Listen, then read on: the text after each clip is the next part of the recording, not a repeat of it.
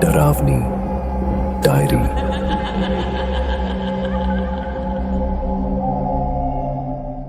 इस वीडियो में प्रस्तुत कहानी पूरी तरह से काल्पनिक है और इसका किसी भी व्यक्ति, स्थान या घटना से कोई संबंध नहीं है। यह केवल मनोरंजन के उद्देश्य से बनाई गई है। मेरी आपसे बस एक विनती है कि वीडियो को अंत तक पूरा देखें। धन्यवाद। पॉडकास्ट एपिसोड 1, जयपुर की श्रापित हवेली। आप सुन रहे हैं जयपुर की श्रापित हवेली, और आज हम एक ऐसी हवेली के बारे में बात करेंगे जिसे समय और लोगों ने भुला दिया था। यह हवेली जयपुर के बाहरी इलाके में स्थित है, लेकिन यह कोई साधारण हवेली नहीं है। यह वह जगह है जहां समय और अंधेरे का राज्य एक साथ जुड़ा हुआ है। असुर हवेली, जिसे आज कोई नहीं देखता, कभी जयपुर के सबसे भव्य महलों में से एक थी।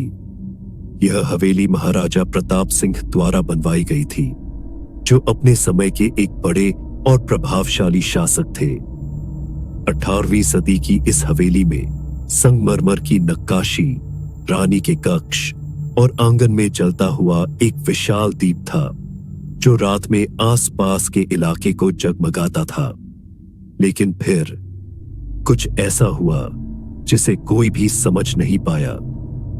कहा जाता है कि एक दिन महाराजा ने एक अजनबी साधु को अपनी हवेली में आमंत्रित किया। वह साधु काले जादू के कार्यों के लिए प्रसिद्ध था और महाराजा ने उसे हवेली के भीतर एक अनुष्ठान करने के लिए कहा। लेकिन जैसे ही वह साधु अनुष्ठान करने लगा, हवेली की दीवारों में एक अजीब सी दरार आ गई और फिर साधु के मुंह से वह वाक्य निकला, जिसे सुनकर हवेली के आसपास की हवा भी थम सी गई। यह हवेली अब कभी सुख नहीं देखेगी, वह साधु कह रहा था। और इसके बाद हवेली में किसी ने भी कभी खुशी महसूस नहीं की। हर कमरे, हर दीवार में गहरी चुप थी और आसपास के लोग कहने लगे थे कि हवेली में अब एक श्रापित आत्मा का वास है।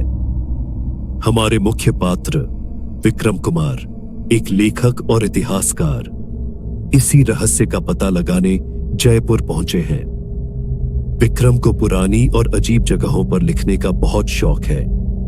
एक दिन उन्होंने असुर हवेली के बारे में सुना और वह खुद को रोक नहीं पाए।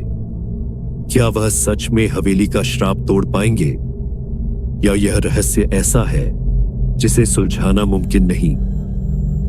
विक्रम कुमार ने तय किया कि वह हवेली के रहस्यों से पर्दा उठाने की कोशिश करेंगे, और यह कदम उन्हें उस गहरे अंधेरे में ले जाएगा जहां से लौटना आसान नहीं होगा।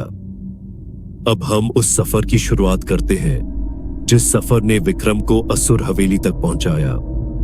क्या वह इन पुरानी दीवारों से निकलने वाली आवाजों का राज जान पाएंगे, और क्या वह जान पाएंगे कि वह साधु उस दिन आखिरकार क्या भूल गए थे जिससे हवेली पर यह खौफनाक असर पड़ा?